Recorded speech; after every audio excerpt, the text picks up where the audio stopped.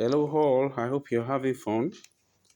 Um, well, I spoke about a video I'm going to make, so this is the video. Try to enjoy it. I don't think it's the kind of video you're going to see my face. I look like shit, so I don't want anybody to see my face right now. So the thing is, the course is NTH244, and NTH244. And it is mathematical methods.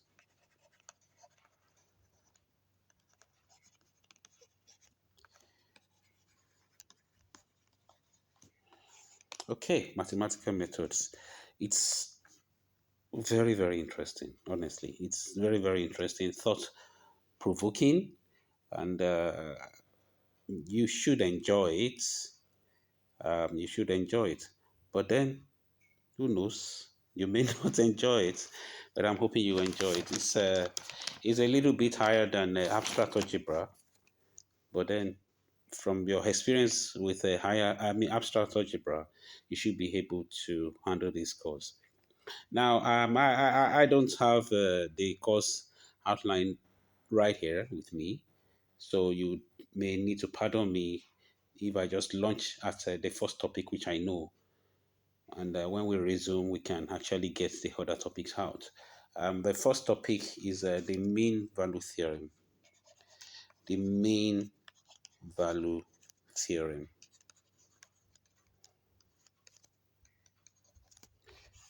Now, the mean value theorem. So what's this theorem about? Now, I'm going to write out the theorem, but don't even bother to read it. Just leave it. Okay? But then let me write it. So it says, let A be less than B. Okay? If F is continuous, all right, on closed interval AB and differentiable on open interval AB, then there exists some C in AB, that is in the open interval AB, with the derivative of f at C, the derivative of f at C equals f at B minus f at A over B minus A. I can imagine what some of you are actually thinking of right now. That, hey, here we go again. You are not going anywhere. See, what I'm writing on this screen for you is something that you are familiar with. You are quite familiar with it. Just like everything in mathematics, everything I teach you are things that you are familiar with. Don't let fear get, don't let fear wipe the fun out of this thing for you, because you are supposed to be enjoying it. And if you are enjoying it, if you are supposed to enjoy it, fear would want to rob that, take that fun out of it, that enjoyment out of it. Don't allow it. Just when you see this thing, just tell yourself that don't worry, how we understand what it means. Don't panic or anything. So the whole of today, I have nothing much to teach except explaining the basic things on this theorem. All right. So I'm going to, let me see. I think the space I have left is enough. I'm going to write something. All right. I'm going to write something. Okay. Our goal in this, normally, if we were in a proper classroom, we treat this particular topic for like 3 weeks. And our goal is to prove this theorem. All right. Now, to prove this theorem, we need like 2 or 3 other theorems. So, of the 2 or 3 other theorems, let's talk about the first one. Okay. So, like I said, forget about this theorem. All right, just know that that is our goal. All right, and we would talk about the other things we would need to to prove it. The first one is called the Rolle's theorem. The Rolle's theorem. Okay, the Rolle's theorem states that let A be less than B if F is continuous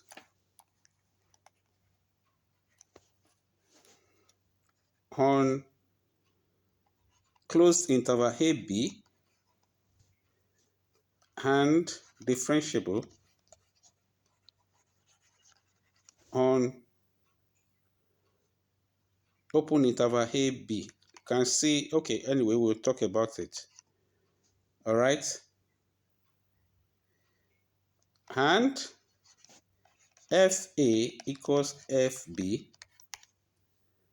All right. So I'm going to have to save this page. Okay. Then,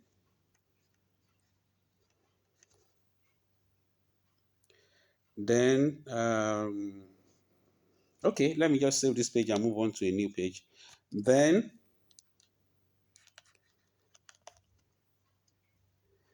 sorry. Then there exists C, element of A, B, such that FC prime, the derivative, is equal to 0.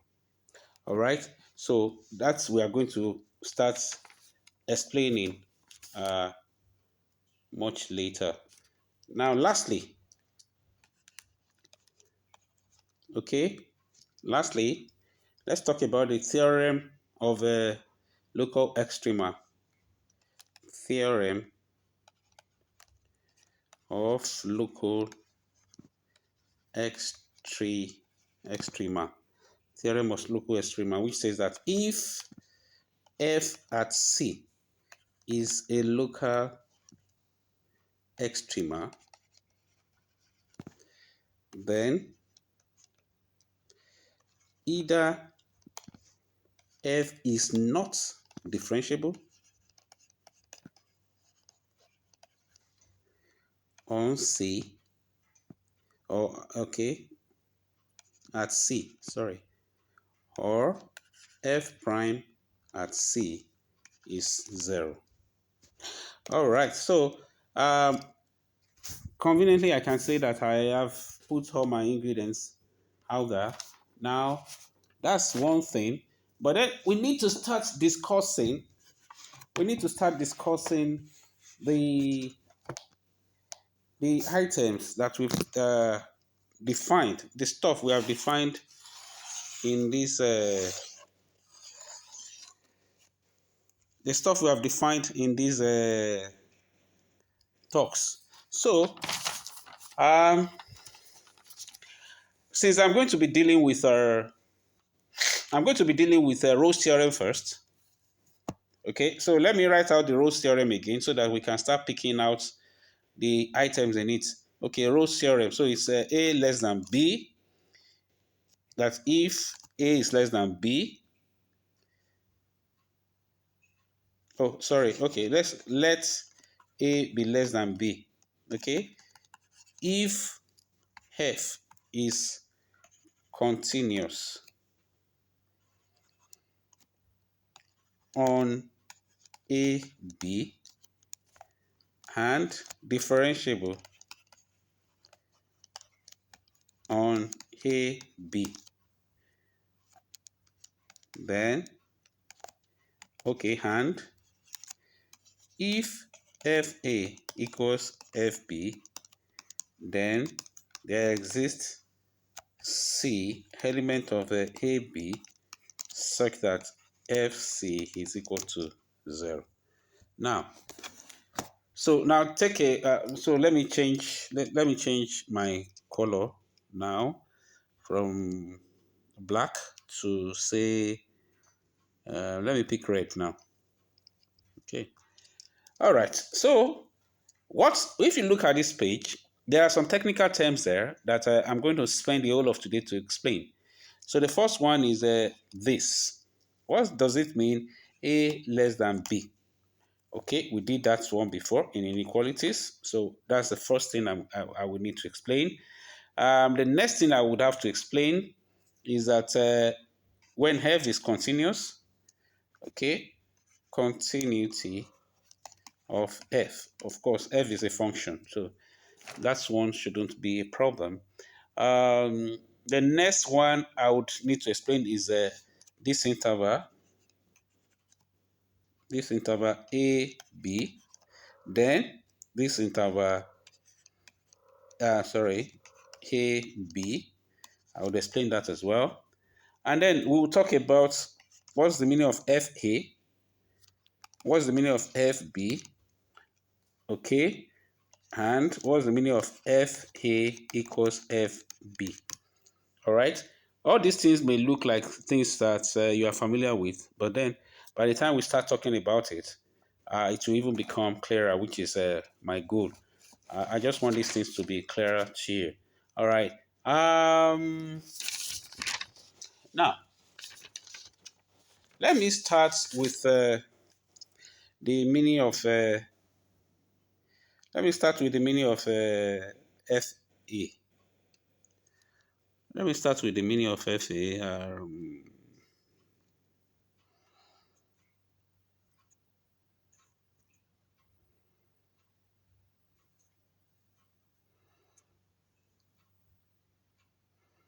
Okay. Okay. Sorry.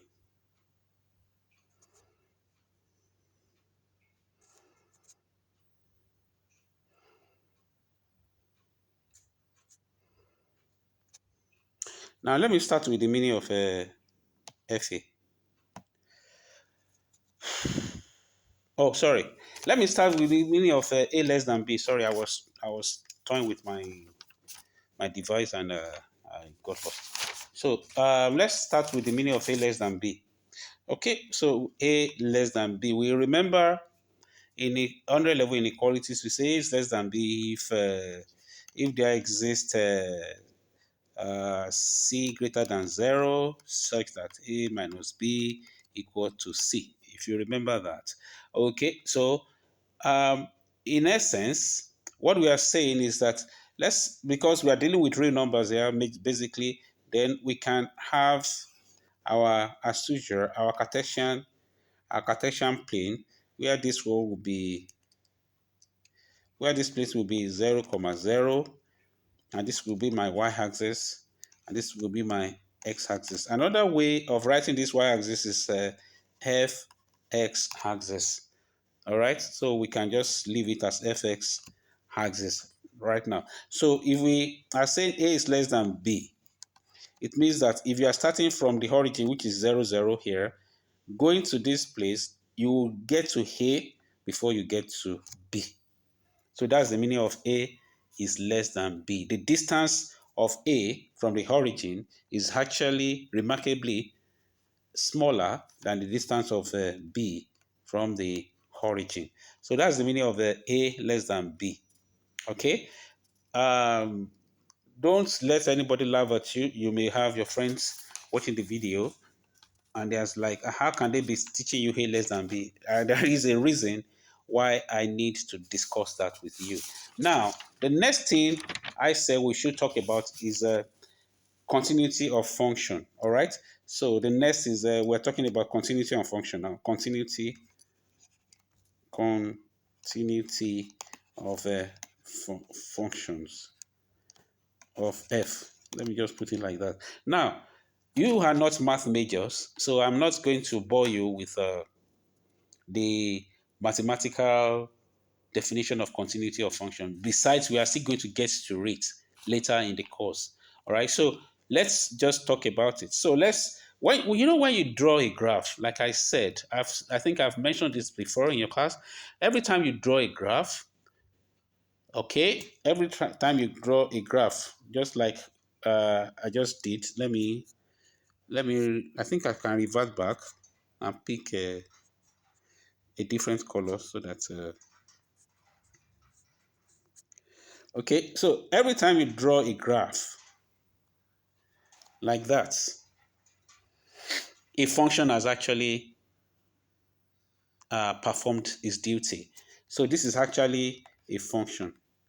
That's a function along the, that is taking its route along the x-axis. So at every point in the x-axis, it does something. All right. So this is a function, and now this is another function. Let me call this one the blue function. Okay. This is another function.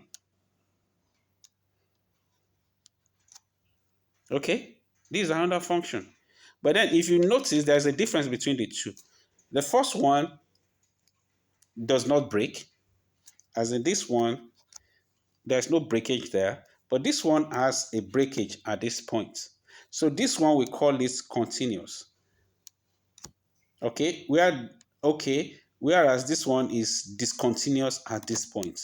All right. However, that's the interesting thing. From this point to this point, this particular function is continuous. Let's say this is f of x, and this particular function is g of x. All right, g of x is continuous from this point to this point. It's also continuous from this point to this point. It's only discontinuous around this area. Okay, so when a function is continuous, so if you look at what we said, we say let's when we're stating the theorem, we say let f be a continuous function on closed interval a comma b. All right, so we are going to talk about those intervals now. But now we know the meaning of when a is less than b. We know the meaning of when f is continuous. All right. Now we will know the meaning of when f is continuous on closed interval ab. Now soon. Don't let me say now. Soon, because we need to discuss the interval ab. So interval ab. So when we have closed interval ab, it is actually saying that you write out the set of numbers between a and b, including a and b itself. So, e.g., say 1, comma 5. This is the set of 1, 2, 3, 4, 5. If we are told that the elements are natural numbers or integers. So 1, comma 5 is that. All right. 6, comma 9 in a closed interval is actually the set of 6, 7, 8, and 9. All right. Whereas the open interval a comma b is such that the set of numbers between a and b excluding a and b, e.g., 1, comma 5 in open interval would have been 2, 3, and 4, where 6, comma 9 in open interval would have been 7 and 8. I hope you get that drift. So that is everything we mean about closed interval. Let me try. Okay.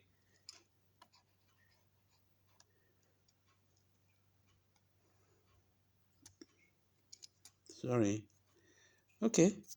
All right. So let me close the. Let me save the page, and we'll start talking about the closed interval yet again. Sorry, the continuous function. So when do you say a function is continuous within a closed interval? So we have our Cartesian plane again. We have the f of x axis, and we have the x axis. So we have a that is less than b here, and we have a function that is continuous there. Now, if you look at this function, if you can trace it up, you can trace this. You can trace it up like that, and you can trace this one up, from B like that. Okay. If you look at from here to this place, you can see there is no breakage in between it.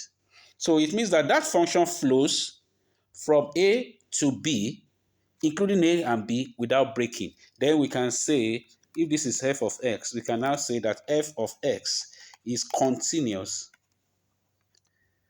on interval a b. I hope you get the whole point like that. So that's what we mean, that it is continuous between a comma a b closed interval. All right. Okay. So what else did I say we would talk about? Okay. Let's talk about differentiability on open interval, because in that Rose theorem, you see you can scroll back to where we're talking about the Rose theorem. You see that it's must be differentiable on open interval a comma b. So now let's see what that one will look like. Let's see what that one will look like. Okay. So it means that we may have to talk about differentiability now. Okay, before we start talking about differentiable between certain intervals. So I'm saving the page just to. I'll send all these pages to you later. So differentiable. When is a function differentiable? Okay, you did math 101, 1, 2, 1, 2, 3. That's a calculus. So you should have an idea of differentiability. But then I really want you to see what it means close up. So we have our the usual. Then let's assume a straight line. Let's assume a straight line. Okay, that's a straight line. That's a f of x, which is a um, uh, f of x equals mx plus c. Okay, you see, of course, this one, like I said, could be y. So it should be y equals mx plus c, which is the classic straight number. I mean, yeah. So um, you can pick a point here. Let's call this one b, and then let's call this one a. Don't forget what we have talked about all day about a and b. We said that a is less than b. So even though that does not apply here, that's not what we are using here. Actually, sorry. Let me use dotted lines instead. Let me clear that and use dotted lines instead.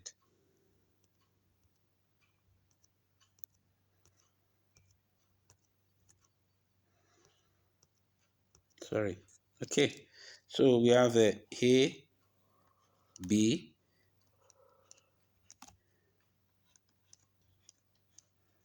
Okay. So we have those now. So if we are now talking about differentiability, we know that this place now, since the function is an f of x, this is going to be fa, and this is going to be fb. Okay, so we can talk about the gap here. Okay, and this is going to be b minus a, and the gap here automatically will be fb minus f a. All right, so we call this one change along the y-axis, and we call this one change along the x-axis. So if we take the average, the ratio, then we will say that the derivative of the function is we can now say that's a change in y over change in x, which of course is fb minus fa over b minus a. Now, that's hem. Okay, the hem that we have at this place. Okay, now, but that is just for a straight line, which is actually pretty easy for straight line. So generally, we say that at a particular point. So let me use something that is less straight now. Let me use something that is less straight. Let's say something like this. This is obviously not a straight line, so it's impossible for us to to draw this kind of stuff for it. No, we can't. So we just have to look for a point. So we find a point here. We want to find the derivative of a point at that point. So you can trace this place down and call this place, let's say, a C. Don't worry, this is a A, this is a B. So we can now find a point C here. Let's talk about the derivative of that point. Okay, so you have to make this slope here and here. All right, but then you can see the slope does not totally, it doesn't totally fall on that point. There's no way we can make it to fall on that point. That point is atomic in nature. In terms of time, is even less than an atom. Okay, so so if this is the y and this is the x, okay, to reduce this thing to the size that will take care of this point here, okay, to reduce it, it means that our dx must be zero. It must be very close to zero. All right. So we are looking at if this the dx here, we need to shrink it up till like zero, close to zero, not precisely zero, but close to zero. So we are going to say that so this function f of x now, this is the general function, but at this point c, then you say the derivative, the differentiation of that function at c will be the limit when you shrink uh, the change along the x-axis towards zero of the ratio of the y, I mean changing y over changing x. Now, if this limit exists, it becomes dy dx. That is what we call the derivative. Okay. Now, when we resume for our proper classes, I'm going to still come back to this thing and explain it better. Uh, so I will save that now, and we will now talk about other stuff. Uh, Now we have talked about, so how do we mean when we say f is differentiable between a and b? So we now have this, our x, y axis again, and then we have our function again. We have a here, we have b here. Okay, so we are saying that we don't want to differentiate at the beginning and at the end. So we don't want to talk about those ones. Those are quite key. So to be on the safe side, we are putting our derivatives in between A and B.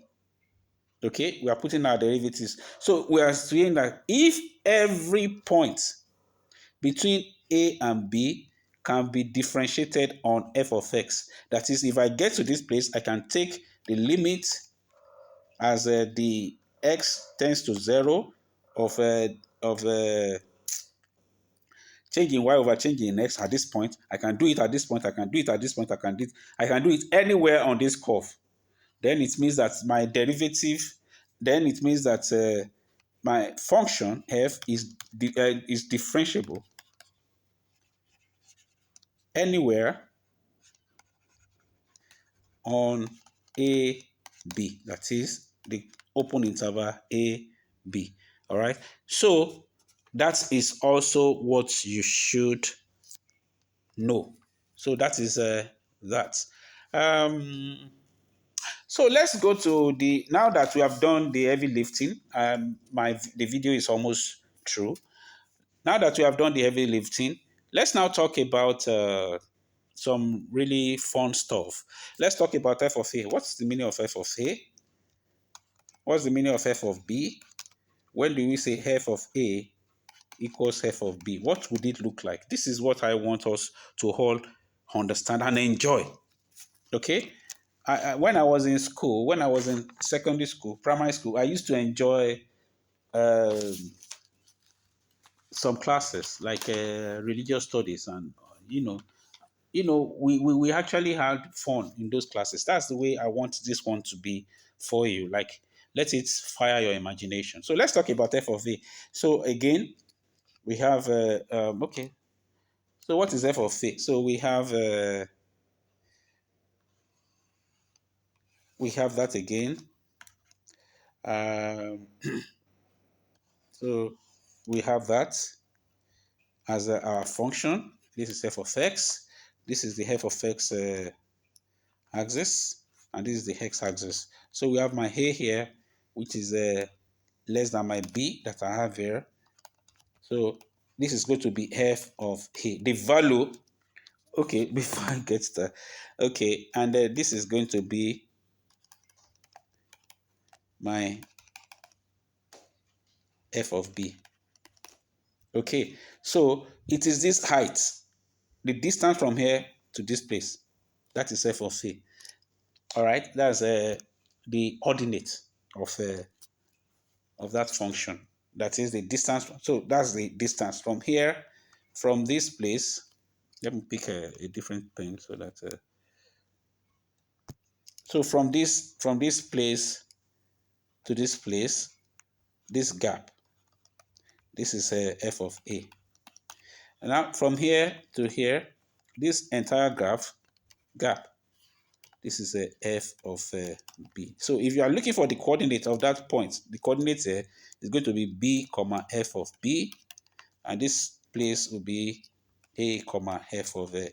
So you can now see how coordinate geometry is sliding into what we are doing.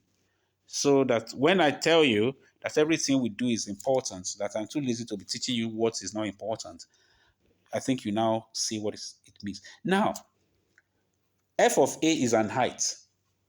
F of b is an height. So if both of them are now the same, okay? If both of them are now the same, it means that f of a, if this is a and this is b, f of a is there, and f of b is also, f of a is there, and f of b is also here. So we can say f of a equals f of b. So it means that both of them will have the same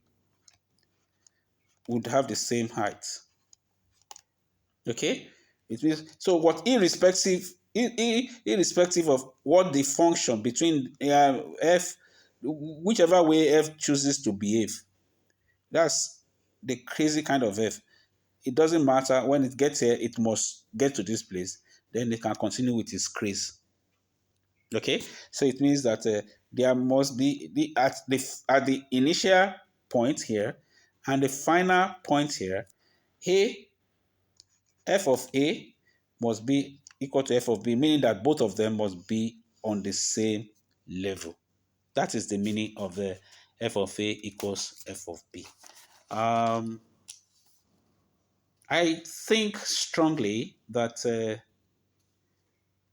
I should stop here at this point. I think the video has gone on for like 35 minutes now. I don't want you to get confused, but I'm thinking maybe I should talk about local extremum. Okay, let me talk about local extremum. Okay, so we have this theorem of this local extrema theorem. So local extrema is quite simple.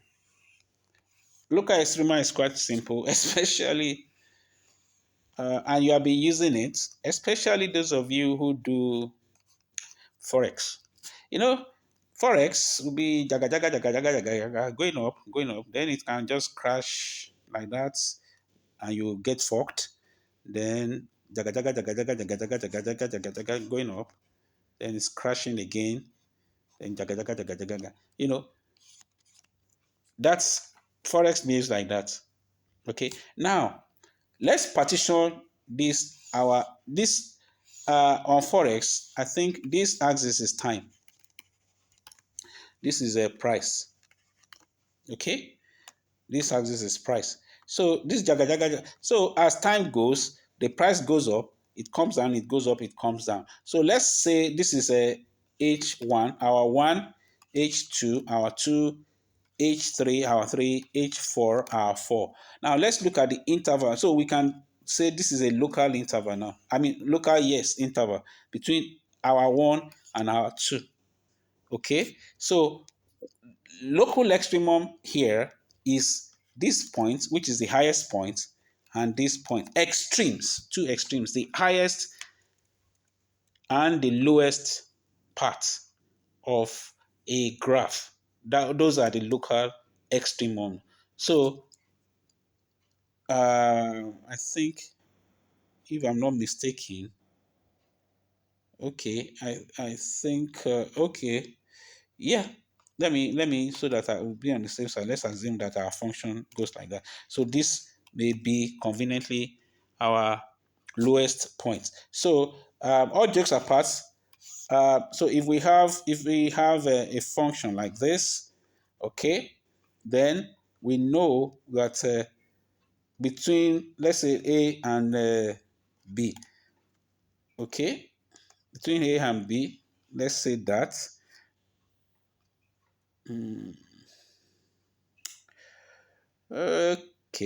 okay, if we have it like that, then we know that this point here is an extrema. This point also is an extrema.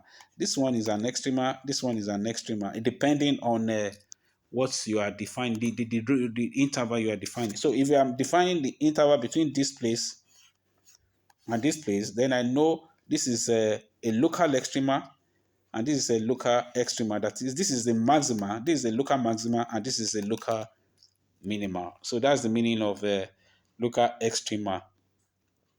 Okay. Um, yeah, that. So, having said that, we can talk briefly on the theorem of local extrema, so that I know that next time I'm making a video, I'm just going to review Rose's theorem, then we prove it. Till you graduate from this school, I doubt you will see a more exciting proof than this proof of main value theorem. I doubt it. It's really, really exciting. Okay, so that's why I normally take it in bits and pieces. If I rush it, the students will never appreciate it. Okay, so this local extrema says that if f of x, if f of c is a local extrema, then either f is not differentiable at c, or f prime c is equal to 0. So there are two statements there. Okay, either it's not differentiable, or it is differentiable and the derivative is 0. So let's quickly look at. I need to go and take my kids at the school, but then I can round up in 5 minutes. So let's talk about the first one. Let me say the first one now. Oops. Yeah. Okay. So let's take a look at this function. Even though it's not a function, but then let's just leave it like that. So this function has a local extrema. It has a local local extrema. This place and that place. Okay. So if you take a look at this place, how do you take the derivative of this place? So if you say you want to take the derivative of this place, that's the x, the y over the x, right? Okay. So what's going to be the change in y? Of course, you can get a change in y along the axis. So that can be something. Okay. Something. Okay. But over, what's the change in x? What can be the change in x along the x-axis? You can't measure it, so it's over 0. So it means it does not exist since you are dividing with 0. So it means that that's what they're saying, that if an extrema, if you have an extrema, it is either the function is not derivative at the extrema. The same thing, of course, would happen to this lower part. It's either the function is not differentiable at the extrema, which is this is C. This is point C. So f at C in this case is not differentiable. Because if you remember my definition of differentiability, I say if this limit, the limit as change in y goes to 0 exists. So it's going to 0, then it collapses finally to 0. So it means that we cannot take the derivative because we don't divide with 0. However, the other one says if that is not the case, then it means the derivative at the top. I don't know if you are you are big enough to remember the guy at the top drama. So at the top or at the bottom. So we have we have two extrema now. This, so let's say this is C. Okay, if you trace C up, you have f of C here, don't you? You have f of C here. Now this top, there is nothing taller than that space. So this is an extrema. This, okay, let's say this is C prime. Okay, you can trace this one here, and this is f at C prime. From here to this place, nothing is shorter than that. All right. So if you place your tangent here, and you say you want to find the derivative, okay, you can find changing. You can look at this place can be maybe t, this t1, this may be t2. So you can say yeah, you can find you can easily find the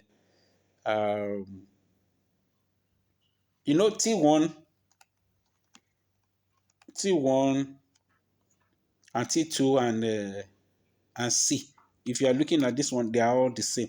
So we can now say since FT1, because of the horizontal nature, equals FT2,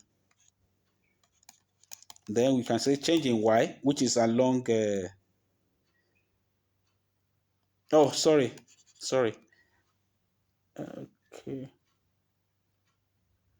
Yeah, is equal to 0, but T1 is not equal to T2.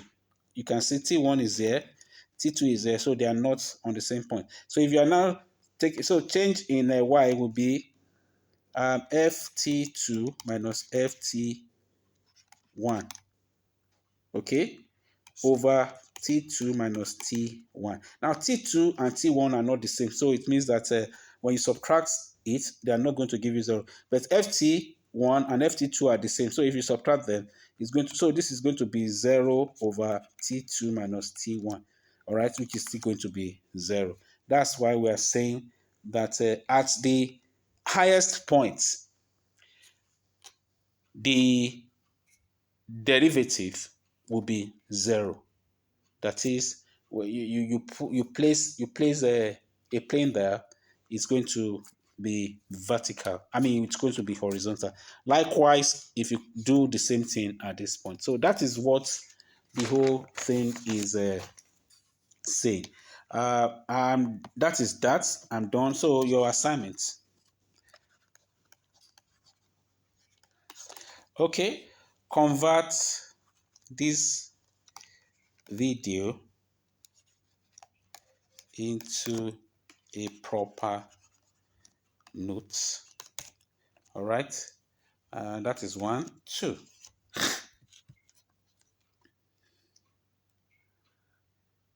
Note 2. Just go and have fun.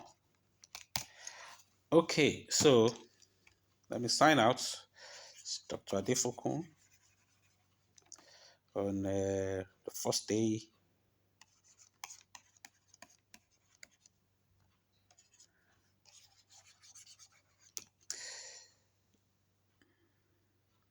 say